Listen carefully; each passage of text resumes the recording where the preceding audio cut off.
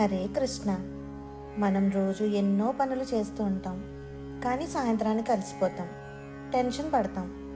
మరి పని చేస్తూనే ప్రశాంతంగా యోగిలా ఎలా ఉండాలో తెలుసుకుందామా?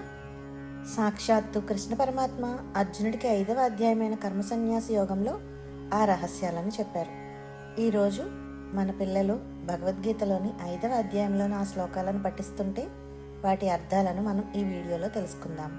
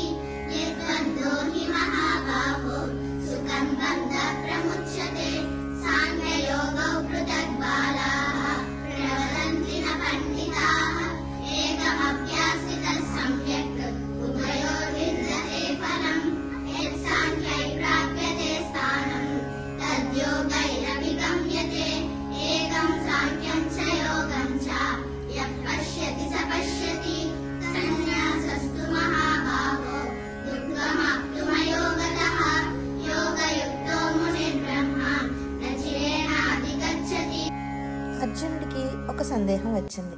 కృష్ణ, పనిని వదిలేయడం అంటే సన్యాసం గొప్పదా, లేక పని చేస్తూ ఉండటం అనగా కర్మయోగం గొప్పదా అని. దానికి కృష్ణుడు చెప్పిన సమాధానం ఈ శ్లోకాల సారం. పని వదిలేయడం కంటే చేసే పనిని ఫలితం ఆశించకుండా చేయడమే గొప్పది అని చెప్పారు. ఇక్కడ మనం గుర్తుంచుకోవాల్సిన పదం నిర్ద్వంద్వోహి, అంటే సుఖ దుఃఖాలు, లాభ నష్టాలు వంటి ద్వంద్వాలకు అతీతంగా ఉండటం. ఒక రైతు పంట పండించడానికి తన దృష్టంతా పొలం పనులపైనే పెట్టినట్లుగా, ఒక తల్లి వంట చేసేటప్పుడు తన ధ్యాసంతా వంటపైనే పెట్టినట్లుగా ఈ పని నా కర్తవ్యం అనుకొని నిర్వర్తించాలి. కానీ ఇది నాది అనే మమకారం లేకుండా చేస్తే అదే సన్యాసంతో సమానం.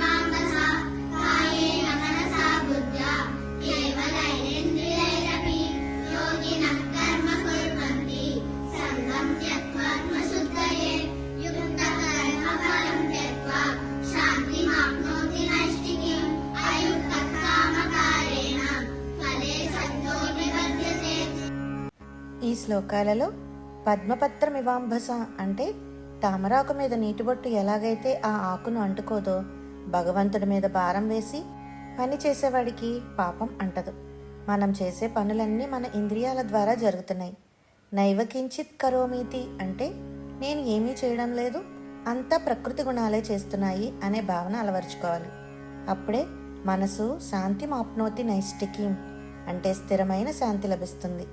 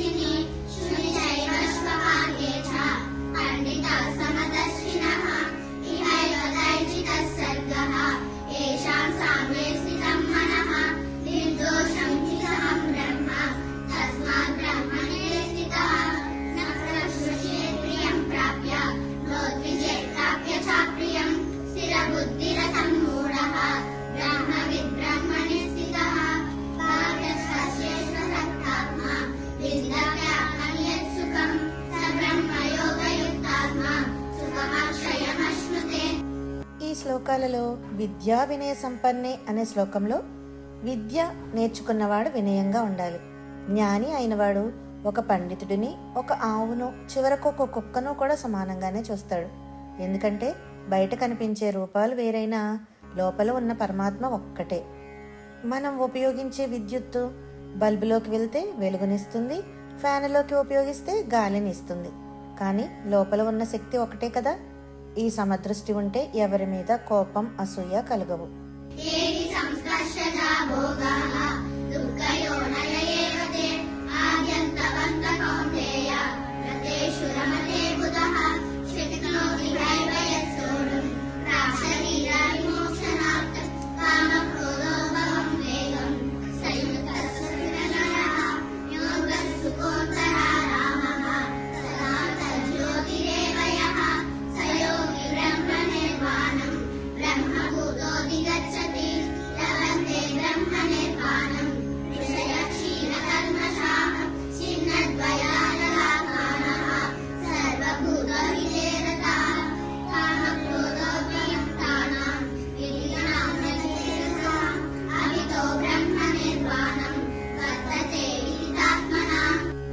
ఈ శ్లోకాలలోని భావం ఏమిటంటే, మనం సుఖం కోసం బయట వస్తువుల మీద ఆధారపడతాం. కానీ కృష్ణుడు ఏమంటున్నాడంటే, బాహ్య స్పర్శేష్వ సక్తాత్మ అనగా బయట వస్తువుల వల్ల వచ్చే సుఖం తాత్కాలికం. నిజమైన సుఖం మన లోపలే ఉంది. ముఖ్యంగా కామ క్రోధోద్భవం వేగం అంటే కోరికలు, కోపం వల్ల కలిగే వేగాన్ని ఎవరైతే అదుపులో పెట్టుకుంటారో వారే నిజమైన యోగులు. మనం కోపాన్ని తగ్గించుకుంటే మన మనసు ఒక ప్రశాంతమైన సరస్సులా మారిపోతుంది అని ఈ శ్లోకాల యొక్క భావం.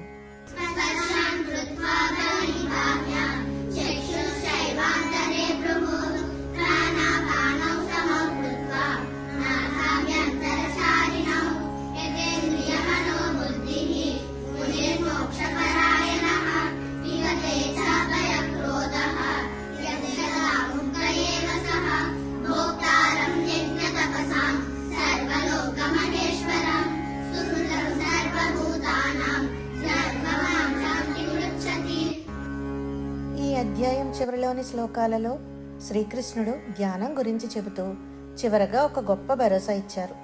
సుహృదం సర్వభూతానాం అంటే దేవుడు మనందరికీ గొప్ప స్నేహితుడు. నేను ఒక్కడినే కష్టపడుతున్నాను అని అనుకోకుండా ఆ పరమాత్మ నా ద్వారా ఈ పని చేయిస్తున్నాడు అని భావిస్తే చాలు. ప్రతి పని ఒక పూజలా మారుతుంది. ఏ ఒత్తిడి ఉండదు, కేవలం ప్రశాంతత మాత్రమే ఉంటుంది.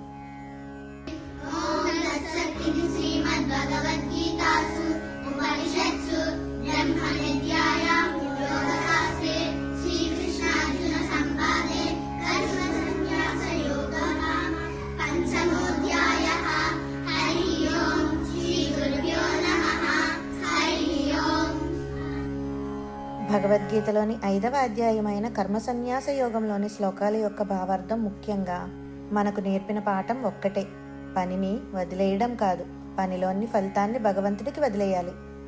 జై శ్రీకృష్ణ.